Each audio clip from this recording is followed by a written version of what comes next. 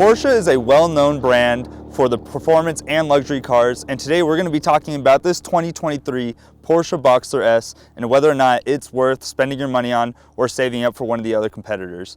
My name's Trent, and you're watching Gaudin X.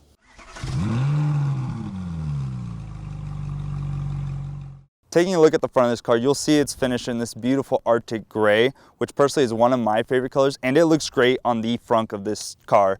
And speaking of frunk, since this is a mid-engine car, you do get extra storage space right in here. It's not the biggest amount of storage space, but it's great for suitcases or daily necessities such as groceries. Speaking of the frunk, though, you do get the Porsche badge, which comes standard across all Porsche models. You do have a smaller grille down here. Since this is the more budget-friendly Porsche, you're not going to get the aggressive grille that you would get on a 911. Also, what comes standard on this car are these LED headlights, which do come across all your Porsche models. And one last thing about the front of this car, you do get these 20-inch Carrera S wheels, which to me give it a more sporty look and feel. Now moving on to the back of your car, you'll notice some more defining features of this car, such as this retractable spoiler, which does come with both Cayman and Boxster models.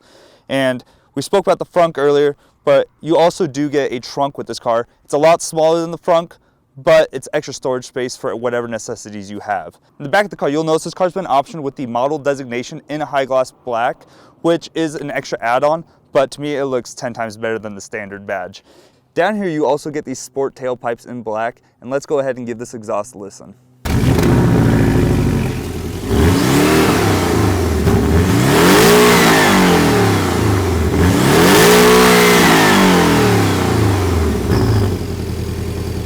Also back here you'll see these LED tail lights, and Porsche does have a specific design language across all their models, so a lot of the lights will look similar to this. The special thing about this car is this is the only one that doesn't come. It's a light bar all the way across the rear end. Now the next thing we want to talk about right now is the engine on this car, which the Boxster S does come standard with a 350 horsepower turbocharged 2.5 liter flat 4 engine, which honestly is a great engine for this car. It's a fun engine, it's a fun car to drive, it's got the responsiveness that you want, and honestly it takes turns and everything's so great. And if you did want to upgrade to the flat 6 engine, you'd have to move up to the GT4 models or even just the GTS. But this is the middle tier engine, and I think it's the perfect engine for the Boxster. Once you actually get into the car, you'll notice it is a pretty comfortable fit, and the leather wrapped interior looks great and it feels great. The seats, they look great. They even come with the Porsche and Crest embossed onto the seat, and these seats do come with heated and cool for both the passenger and the driver. Some other cool features inside this car is equipped with Sport Chrono package, which does give you this stopwatch right up here on your dash for whenever you do tracks and you want to track your lap time or anything like that. Sport Chrono package also includes this dial right on your steering wheel, which allows you to switch between the different drive modes, such as Sport, Sport Plus, and Individual. Another cool feature about this car is it does have hidden cup holders. As you can see right here, there are no cup holders right in the center console, so they will be located right in front of the passenger and right above the glove compartment. Now this car does have quite a few issues with the interior, and just to start off with, this infotainment center is very outdated, and to be honest, the entire interior of this car is very outdated compared to the rest of the Porsche line. Another feature about this car that I don't really care for that much is that it is very compact. Like I said before, the seats are very comfortable, but if you're over 6 foot, it's not going to be a joyous ride for you.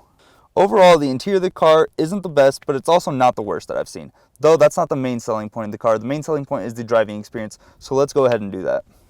Now, actually driving the car, it's a very fun experience, which is what it's supposed to be since it is a Porsche. But this car is very responsive. You know, I'm driving right now in the normal mode, and when I step on the gas, it responds pretty much right away. The steering is great. You don't have any lag in whenever you turn the steering wheel.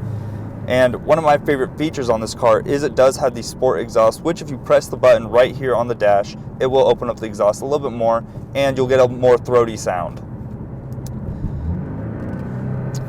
Now, let's say you want to have a little bit more fun. This dial right here on the steering will allow you to switch between the different drive modes. So if you want to have, a little bit more fun on the street, you put it into sport, which will just allow it to rev a little bit higher, and it automatically puts in that sport exhaust sound.